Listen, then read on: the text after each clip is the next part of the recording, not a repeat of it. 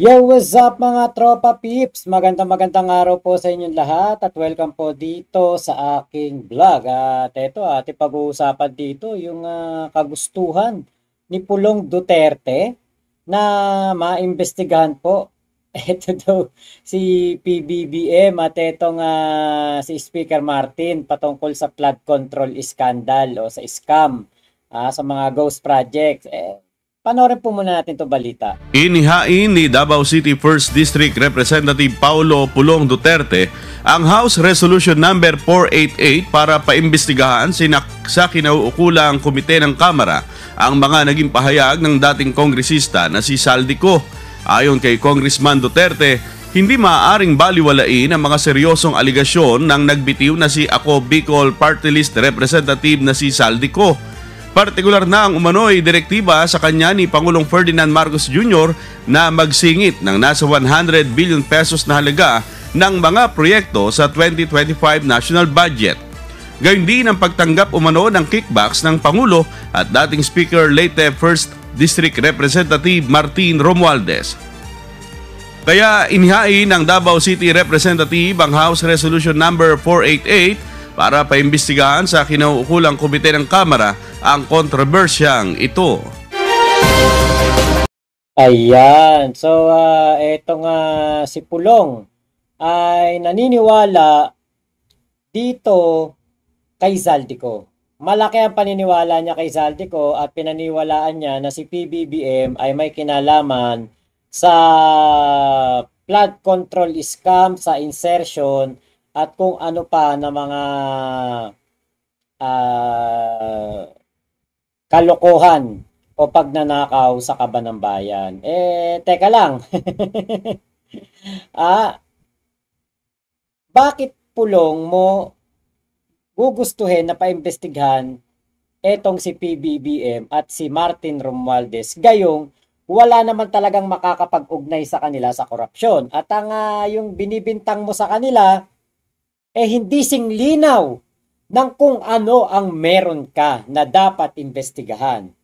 Habang abala ka sa pag-atake sa Pangulong Bongbong Marcos at Speaker Martin Romualdez, may mga lumang issue na hindi po niya kayang sagutin hanggang ngayon. Ano yan?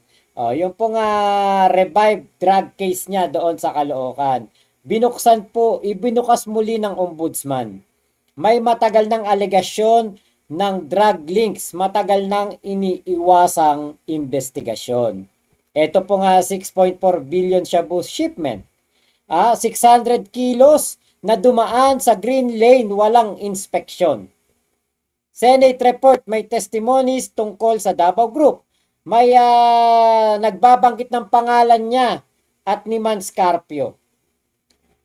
Whistleblower po ang nakulong, hindi ang mga binanggit. Yung tattoo challenge, ayaw niya di bang ipakita kay Trillanes yung tattoo niya sa likod? Kasi malalaman na meron siyang connection sa triad. Yung 51 billion na inubos po para sa flood control project dyan po sa Davao. Abay, napakalaking pondo po ang nakuha niya nung panahon na presidente ang kanyang tatay. Kapag ikaw nakakuha ka ng 1 billion na pondo sa House of Representatives, kung ikay kongresista, ikaw ay sacred cow. Napakalakas mo na talaga. Ikaw na talaga ang the best. Ikaw na talaga ang pinakamatindi na kongresista. Samantalang si Pulong, 51 billion in 3 years. 51 billion para sa isang napakaliit na distrito nitong si Pulong Duterte na kapag umulan ng konti, bahana. Imagine niyo po yung ginawang pangtatarantado sa mga Pilipino. Di ba nga, nito nga nakaraang mga linggo, di ba, pumunta ang ICI diyan sa Davao. Question sila ng question. Ang propaganda nila, bakit dito kayo nag-iimbestiga?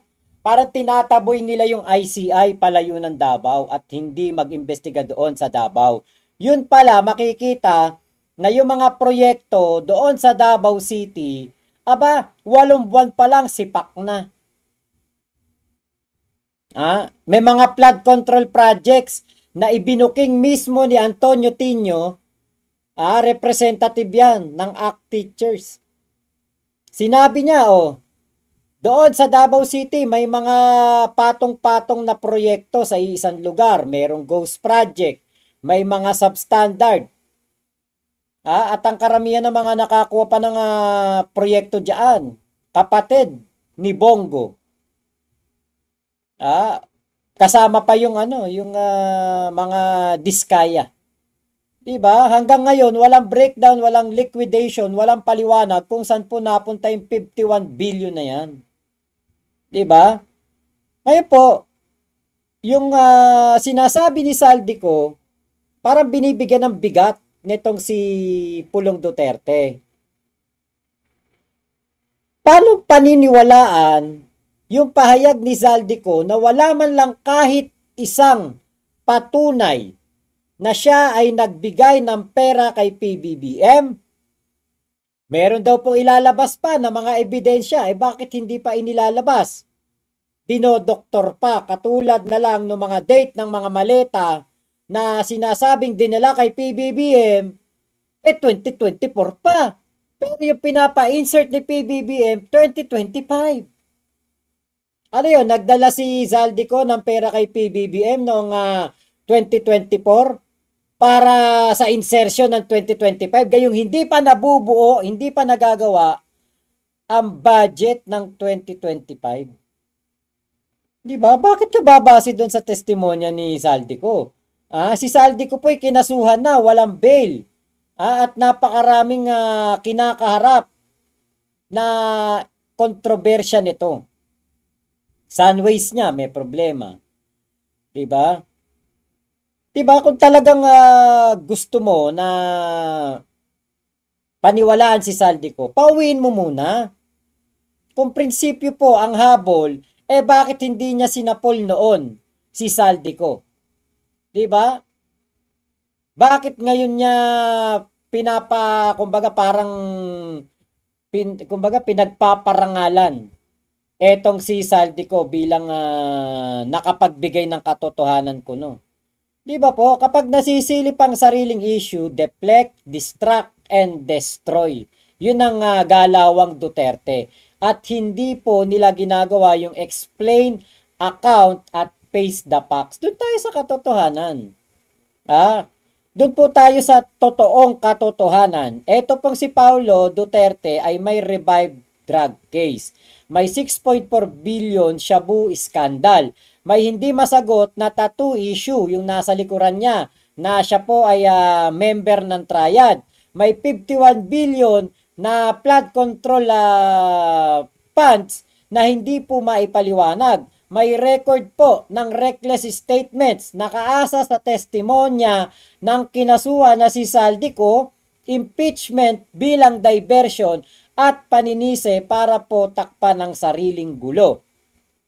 Dagdag pa natin na ito po ay nanakit ng isang tao doon sa bar sa Davao dahil po sa issue ng EABAB. Kaso po ng EABAB. Diba? Dito po kila PBBM, walang kaso, walang ebidensya, walang kickback trail. At sila po ay humaharap sa mga investigasyon. Etong si House Speaker, dating House Speaker, humarap na sa ICI. Ngayon kung si PBBM iimbestigahan, tingin nyo ba hindi magpapa-imbestiga si PBBM?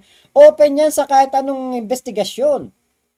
Kaya wag po tayo magpaligaw, wag po tayo magpadala sa drama, wag po nating kalimutan na si Pulong Duterte ang may dapat ipaliwanag at hindi po si PBBM at ang dating Speaker Martin Romualdez. Maliwanag na ito pong si Pulong gumagawa ng diversionary tactics kasi nga po papunta na sa mga Duterte ang investigasyon ng flood control scandal. Papunta na sa kanila ang mga ebidensya. Kaya nga 'di ba inilabas nila si Gutesa, nagsalita si Zaldico, nagsalita si Amy. Para nga naman dun matutok sa mga tunay na nagtatrabaho at nagmamalasakit para sa mamamayan. Hindi papunta sa mga Duterte na talaga namang hayag na hayag ang kurakot na ginawa sa ating bayan. So ilaman po, maraming salamat sa pagsama nyo sa vlog ko na ito. Ingat po kayo. Nasaan magpanig kayo ng mundo. Momo, chup chup. Love you, love you. God bless us all, Pilipinas. God first. Salamat po.